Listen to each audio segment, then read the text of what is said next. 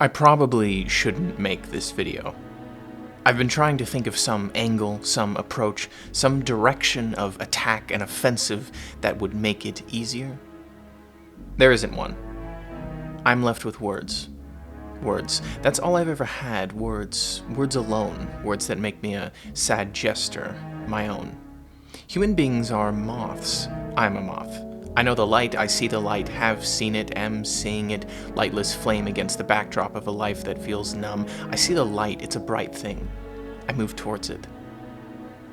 The difference, perhaps, from the moth and me is that the moth doesn't know it will be burned to a crisp as soon as it touches the light. I do. I am aware of it. I am deeply, uncomfortably, endlessly aware of it. I am trapped inside my skull, floating on flammable, fuzzy wings towards a thing which will set me on fire. Why? Ask why. Perhaps thoughts questing to ask, I answer. All else is dark and numbness. Naught else exists but blackness. One thing feels and is bright. I cannot help with and long and float towards it, flammable and fragile as I am. I wonder if my knowledge makes me better than a moth, true. Better than those without? Or else, if it be instead self-delusion, I am no better, I am no different, I am just one with words, words which I hate, words alone, words that make me a funny kind of sad clown. I think I was born to be a court jester. A bad one. A poor one. A sad one. Euphoria! People have strong opinions about this show. Really, really strong opinions. They are conflicted, divided. Is it good? Is it controversial? Is it bullshit? People argue over everything about it. The change in styles and endless behind-the-scenes controversies. The third season, which I have heard is certainly something, but I haven't even watched. People have strong thoughts and opinions. They say things like, is this even a teen show? Why is it even about high schoolers? Why is it a teen show? Who is the target audience? Why were the arcs of characters corrupted in the second season, and so on and so forth? The arguments and discussions continue until the end of time. I didn't watch Euphoria when the first season aired. I didn't watch it when the specials aired, or even when the second season aired. I watched it sometime last year, after the hype and controversy had died down. I don't even remember why I watched it. It wasn't like it was recommended to me by anyone or anything. It's not like I was following any actor, director, musician, or anyone else associated with the show. Why did I watch it, I wonder? I cannot remember. Perhaps, like so many things in my life, it was based on intuition, whims, and following the path of fate and destiny before me while trying to remain in chipper mood with a playful, detached, and curious mindset. I watched the show, and I understand the split and confused opinions about it. But I also think I got it. I understood it. I gleaned some kind of message or symbol or communication, and perhaps this is proof of my own idiocy, that I am a shaman priest determining the will of heaven by discerning meaning from the movements of the grass, meaningless, random wind through grass. Perhaps that is true. Perhaps it is half true. But I have a counter.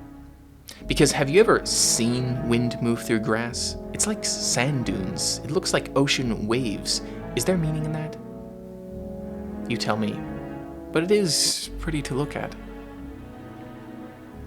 Euphoria is a show about many different things, but first and foremost, it remains a story about my favorite thing ever, high school. But where Class of '09 is more about the institution of high school and what it does to individuals within it through satire, Euphoria is about high schoolers themselves, or just young people. People on the age of being adults, on the verge of going to college or not. People say Euphoria could have been about people in college. Yes, it probably could have, but it's not. Is that good? Is that bad? You decide and tell me. But there are a lot of stories about things like that. Young people, young things, growing up, coming of age. And Euphoria isn't really like any of those other ones. Why?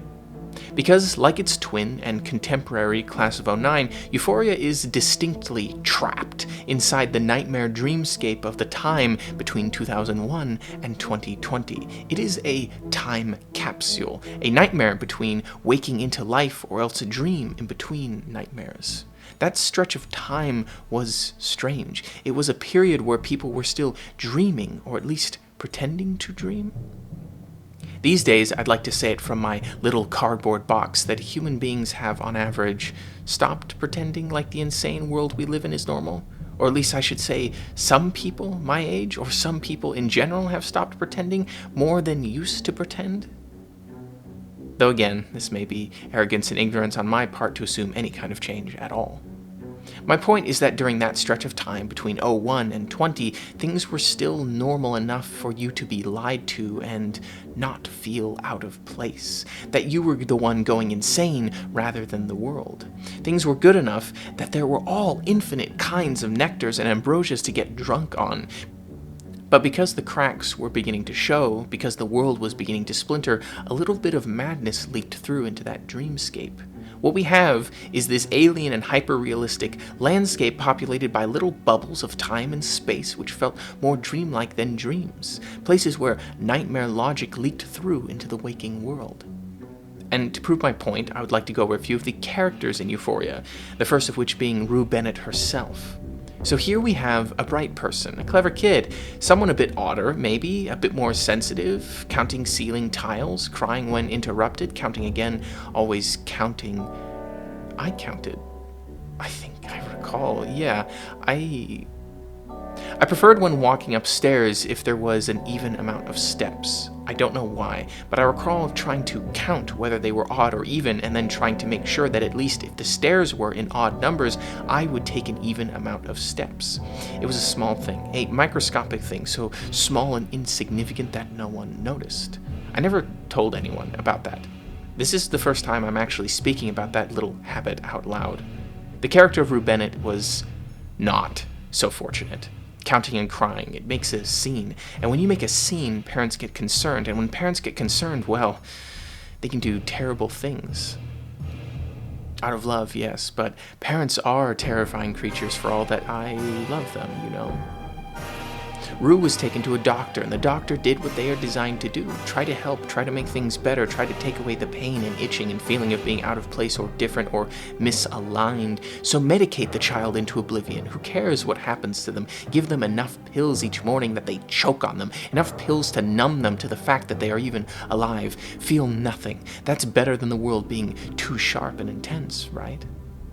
That aspect of Rue's story terrifies me. Pills scare me. They really do. They can do things to you sometimes. Sometimes obvious things, heavy as a hammer blow against the gray matter in your brain, breaking through the skull to find some part that is targeted or not.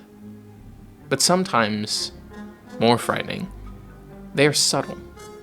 They change things so small and infinitesimal that at first you don't even realize it. You might continue snacking on them like candies, little colorful capsules of gummy things or tablets with microplastic membranes. And then, when enough time passes, maybe you realize that a part of you which you thought of as you doesn't exist anymore. It was killed, poisoned, cut out, numbed so much that it forgot how to breathe and then just curled up and died. And sometimes that's the goal. Sometimes you want a part of yourself gone. But what if the doctors miss their mark by a few nanomillimeters and accidentally blow up something else instead? What if there's a little bit of collateral? Is that worth it, do you think? Is that fucking worth it? Unfortunately, Rue and you don't get a say. You are a child, children, a kid too young to know anything at all. The decision will be made for you. The consequences will be fucking deferred. I don't like that. I don't particularly like that at all, but such it is, such is life. I would never say that medication shouldn't be allowed, and perhaps this is a part of myself that is a frightened small monkey sitting in a raining forest while snacking on an orange, but still there is something strangely sinister about it, how pharmaceuticals prey on you. The fact that snacking on fistfuls of capsules and pills sometimes turns into something, well, distinctly unpalatable, but nonetheless something that you cannot live without. And you see, that's the nightmare and dreamscape which I think Euphoria captures quite well. On the one hand, you have parents who care, parents who are concerned and worried over their child. You have attentive doctors, and everything should go right. It should work, but for some reason, it just doesn't. Now, many would ask why. I ask why. And the answer, it's not pretty, but the answer is because parents who care are tragically, not enough. Neither are attentive doctors or even a world made stable. Good intentions in of themselves do not make something good. They can, in fact, often quite do the opposite. Sometimes good intentions are used as a shield. Well, I didn't do anything wrong because I meant to do good. I couldn't have done evil because evil requires intention. Evil does not require intention. Historical evidence in the world around us prove that fact quite irrefutably true. Some parents prefer their children to be numb and normal. That way they don't have to worry about them. That way things can be simple. That way... Listen, there are few things that scare me more than unthinking people with good intentions, unaware people who wish to be good without being great. Being good and doing good, true good, is a difficult thing, a very difficult thing. And if one expects that by intention alone that good is done, well then, grow up. This is the first lesson of Rue's story. The first act and choices in her life were made for her, foisted upon her, handed down like some divine judgment from up on high, save for the fact it was no mighty god, angel, or spirit. It was not even a demon or devil. It was just a parent and a doctor who didn't think their actions would have consequences. Actions always have consequences. Rue is not the only example of this. Nate Jacobs is an excellent character, a psychology so twisted and wonderful that it is a joy to see this bastard whenever he is on screen, and he is quite the opposite of Rue in all regards. Rue seeks to numb herself from all life, to be comfortably numb, shall we say. Nate seeks, well, pain, control, perfection, domination of all that walks, but more than that, domination of himself, absolute self-control. And it is something else, because in any other story, Nate would be, well, stupid, unthinking. But he's not. He is exceptionally clever and intelligent, as well as being a physical force of nature. But where did all this spring from? What is that well of energy he draws upon? The answer, tragically, is rage. Rage is something that Nate indulges at almost every given opportunity. But here's the kicker. It's not mindless rage. You see, mindless rage makes you stupid. It makes you weak. Why use crude oil as fuel when you could have cold fusion as your soul? Everything must be just so. Control everything outside of yourself and within. Why? Why is Nate like this? What did he see? What became an anchoring point for his character? Well, the answer is simple. There comes a point in any person's life when they see something they shouldn't, hear something they shouldn't, felt something they shouldn't. You saw something too, didn't you? Heard something, felt something. I know I did. I recall exactly what I saw. I remember the actions leading up to it, carved into my mind with crystal clarity. Of course, I've seen and heard things since then which were worse, much worse. But I don't think you ever really forget the first time you see something that you shouldn't. And for some, it's all right. They move past it, beyond it, through it. For others, though, that thing, whatever it may be, drives them completely insane. Their entire character and foundation of self is defined by that thing, by avoiding it, escaping it, controlling it. I know what that feels like a little bit. I remember the feeling of realizing something so terrible and beyond what you could ever even considered, that in your desperate need to control it and escape it, you accidentally ensure that you never get away from it, because in fighting against it, you make it the foundation of your very soul, yourself, the you that is you. Nate is not stupid. If he were, he wouldn't be half the character that he is. Nate is not unemotional, nor does he lack emotional intelligence. He is charming and charismatic when he wishes to be. He has a sort of alter ego, Tyler. And it's a sad thing because it's a symbol, a remembrance, an image of what he perhaps could have been. The person he might have turned into, grown up into, had he not seen what he saw, had he not chosen what he chose, had his life not taken that direction by reasons about him, for him, of him, things he chose and things that were chosen for him. Instead, he uses kindness, emotional intelligence, and charm and charisma to dominate and control and lie and manipulate. There is something that many don't particularly like to admit about the underlying psychology for each character in Euphoria. What some might not want to recognize is that in the case of Rue's numbness, some forget that sometimes more than sometimes, being numb feels really fucking good. Learning how to numb things can be a useful skill, and on the alternative end of the spectrum is rage, sensation, controlling it, using it, working with it. Rage and control and domination can feel really good as well. So good that you drown in it. Controlling your life feels good. It's a good skill to have, but like anything, take it to an extreme and over the edge of the world's end, and there be monsters. Just because something seems inherently good does not make it so. Self-control is not always a good thing, just as a lack of self-control is not always a good thing. Nate controls himself in all things, and because his life is too made up of others which flutter as fireflies through it, so too must he control them.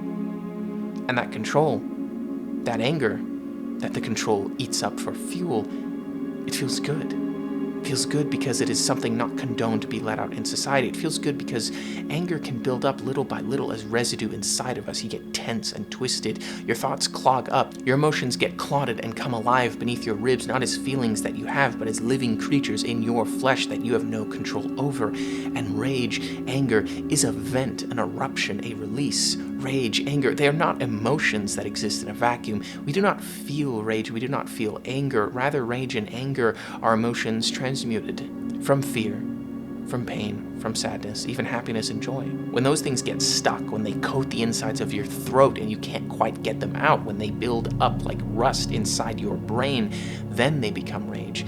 And yeah, getting those things out, it can feel good. But here's the thing about Nate.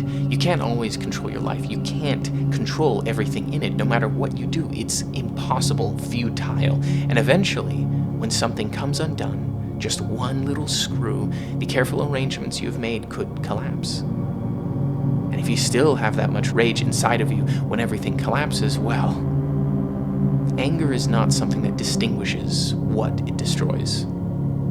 It will just as happily rip apart the one who made it as any other.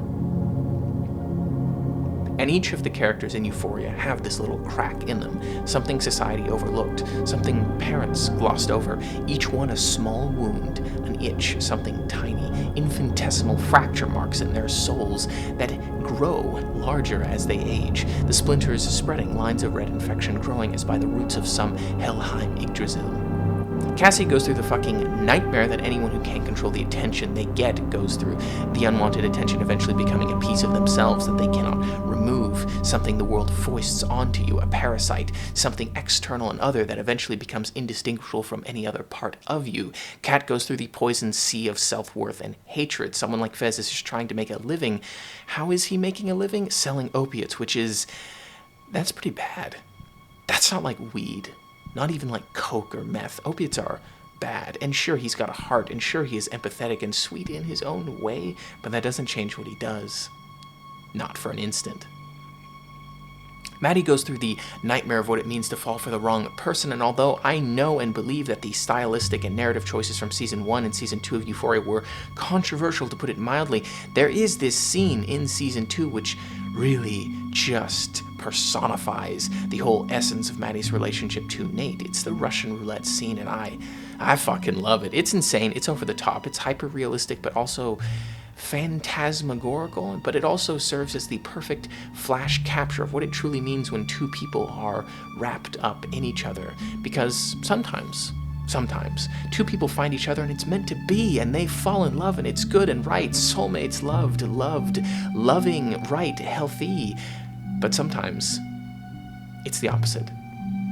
Sometimes two people find each other and bind together so closely that there is no distinguishing from where you end and the other person begins. And I'd like to ask, if you were that close, wrapped up in them and them wrapped up in you, so tied together that there was nigh no escape, what if you were in that, but the relationship itself was poison, killing you both, moment by moment, fraction by fraction, one sand grain at a time? Neither one of you can escape. Neither one can get out without hurting themselves just as much as the other. That is the essence of Maddie and Nate's relationship, and this Russian roulette scene just captures it, because Nate can't threaten Maddie, not really. If he hurts her, kills her, paints the wall with the insides of her makeup-covered skull, then he's going to jail, and that just wouldn't do, and also he cares about her. He wouldn't want to hurt her, not really. So he points the gun at his own head. Because if he dies, so what? That's his life, on the line for any given thing. It's madness, completely, control, a nightmare. I fucking love that scene. It's a thing, exactly the sort of queasy, repulsive thing that Euphoria is so well known for. And all of this that I'm talking about is just character related. I'm not going to go over the style, the sound, the interesting camera work. It's a rich tapestry of poison, hyper-real and fantastical all at once. It's a real feast to watch, a visual treat combined with a story that oozes pus and venom and disgust from every pore. The show is also, it's kind of a mess. The changes between season 1 and 2 are, I don't even know, controversial to put it mildly, unplanned if I was being charitable, but I still like this show. I still like this story. I like it a lot. A whole lot. Why is that? Why is that, I wonder? And the answer is simple, at least part of it. It's the same reason I like Class of '09 despite everything, and I guess it's that I like stories that capture specific moments in time, what a place in time and era felt like. Accuracy to the point of photorealism takes a back seat to sensation, ethos.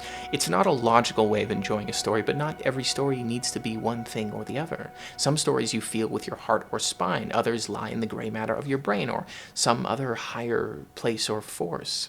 Class of '09 is a vibe, an era, a feeling now gone. It's a period piece. Euphoria is that as well. Class of '09 captured the beginning of those 2 decades between '01 and '20, those decades where the world shifted on its axle into a terrifying new direction. Those 2 decades were a dream, a drunken, euphoric nightmare. Class of '09 was the beginning, near '01. Euphoria was the end, near '20. You see, in Euphoria, the paint and glass is beginning to peel away.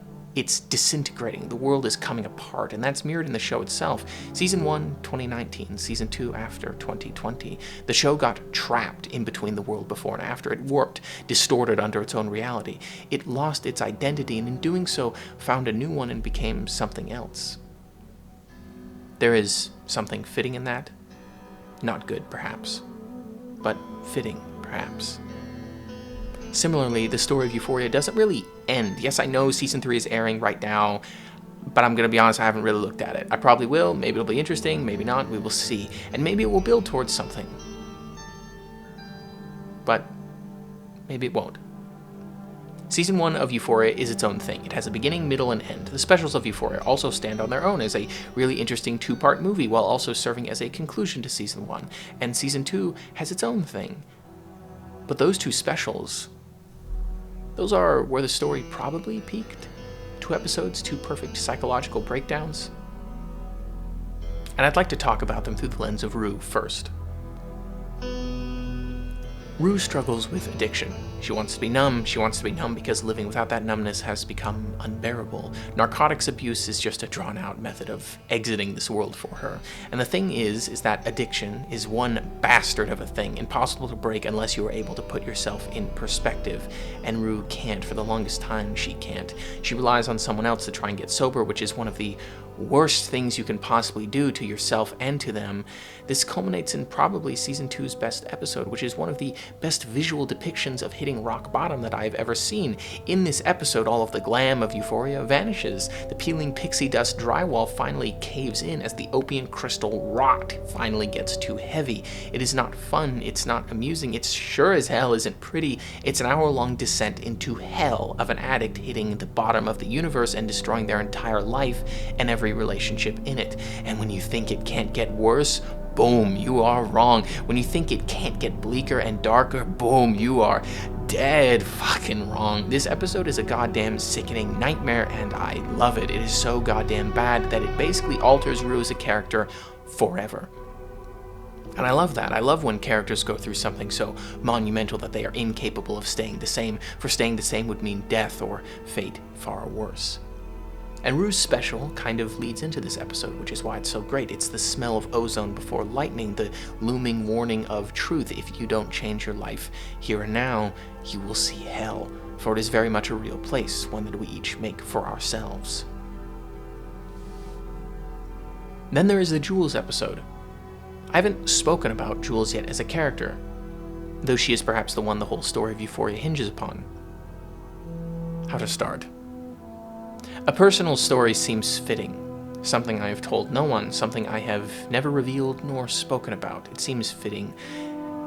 Truth is the essence of writing. Good writing is about the essence of revealing truth, perhaps. I think so. I believe so. We'll go with that. When I was growing up, I had a nightmare.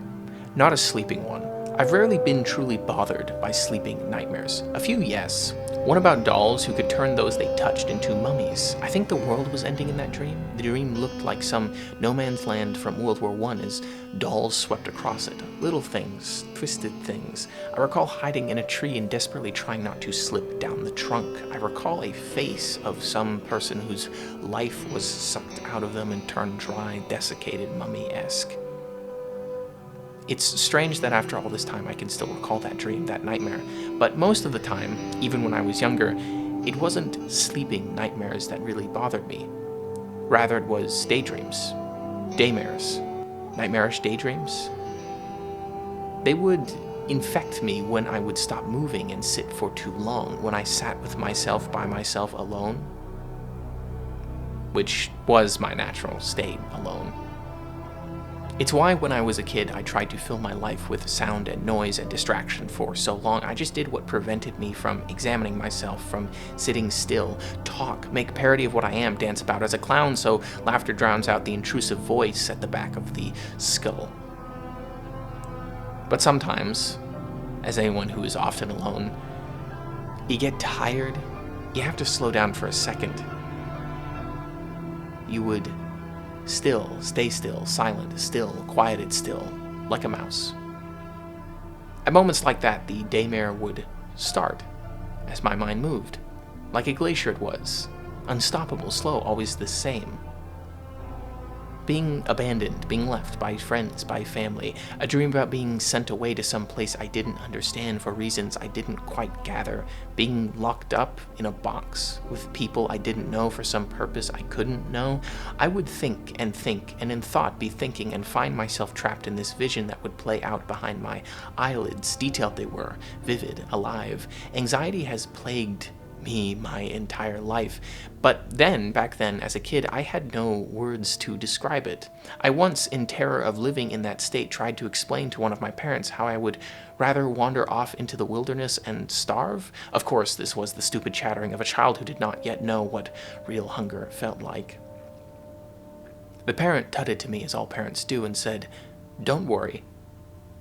If you don't want to be here, we can always find another place for you to go instead."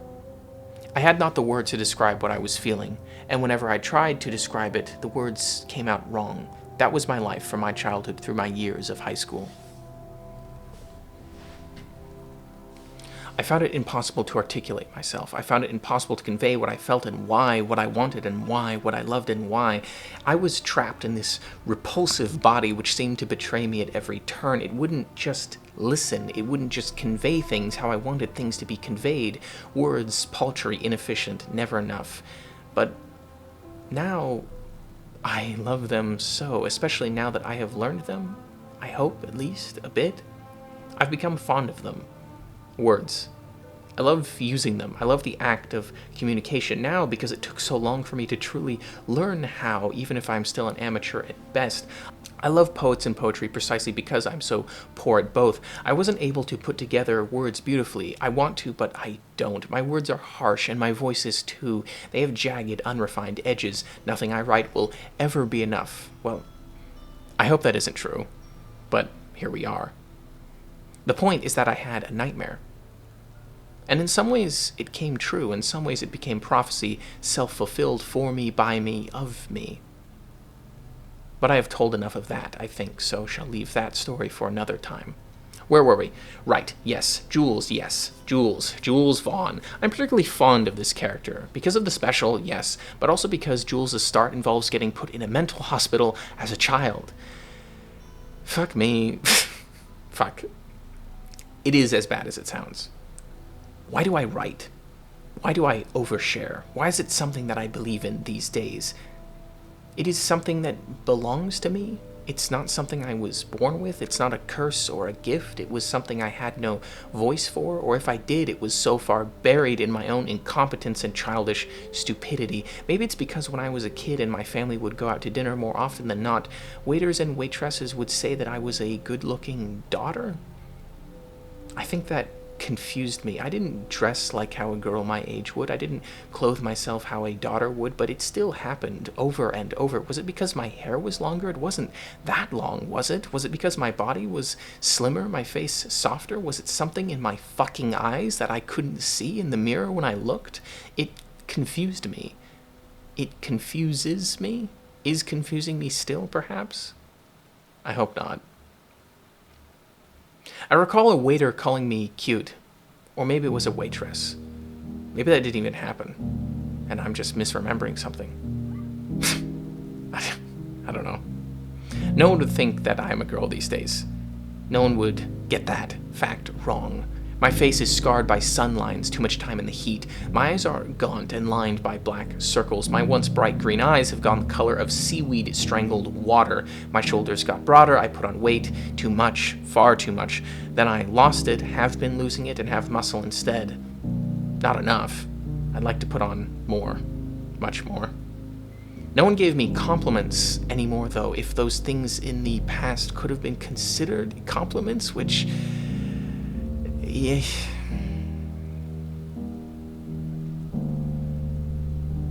No one talked about my appearance anymore, I guess. What was good about me was only what was misunderstood. I am confused. I confuse. I do the confusing to others. Was I born in the wrong body? I've wondered that at times. I can't tell if it is merely a curious thought process or a result of when compliments and positivity were given versus not given. Something interpreted as positivity, misaligned, versus a numbness, a void, an absence. Fuck. Fuck me. This body of mine and brain inside have ever been my unruly and most determined enemy. Confusion when I was younger, and now confusion when I am older with no sense of completion or finality. And yet it is mine, this body, and so I must treat it well, this mind as well, attempt to, with whatever capacity as I am able. It's not bad. Not all the time, not even close. I like being tall. I like the green eyes in my skull, for as watery as they are, I'm told I have nice teeth and hands still at times. Some say my hair looks good. Not great, not pretty, not handsome, but good. I got called cute the other day by a woman 10 years older than me. It's always women 10 years older. I wonder why that is. Not that I'm complaining, just remarking, just observing. It's probably best not to take this life too seriously and trying to find a kind of playful amusement with it. The ocean. I am fond of it. I think if I had a choice, I would want whatever remains of my body to be given to either the coyotes of the desert so that they could rip it apart, or the depths of the sea. I'd like to swim there forever. Maybe there I could find some peace, some time, some small little bracket of eternity to write, to compose words that don't shame me by the sheer act of their existence, but instead make me feel as other words have made me feel. That's why I like writing. A reason I like writing, one in 1,000, one of 1,000. It's mine, not this body which was foisted upon me in this form-limited, fleshy, mortal. Writing feels, though flawed, more pure, more untouchable, more rich and pleasant, which is yet a further reason for my disgust of myself, for myself. I feel I can never quite do it true, wondrous justice. I am me. I'm the me that you see in the one that none but I will ever be. Writing is mine. A way to gift myself to someone else in a manner of my own choosing, perhaps? It's a lie, of course it is, but the best lies are truth, or the best truths are told with lies, elegantly? Something like that. Perhaps that's wrong. I don't want to be still. I want to be alive, to live with the greatest of intensity. And then afterwards, I'd like to do what every person who writes or paints or makes music does. I want to do what happened to that little piece of time that existed between 2001 and 2020. I want to dissolve completely, to vanish into the ocean of time, to become one with it. For the musicians became music, the painters became paintings, the memories became movies. Reality itself, for all its ups and downs and everything in it, about it, for it, the truth itself, it becomes a kind of fiction, a fiction we tell ourselves in different genres and mediums. Maybe as long as we are swimming, it doesn't matter where we are going. I'd like to think it does, that the direction matters, but maybe it doesn't. And well, if it doesn't, what are we but confetti?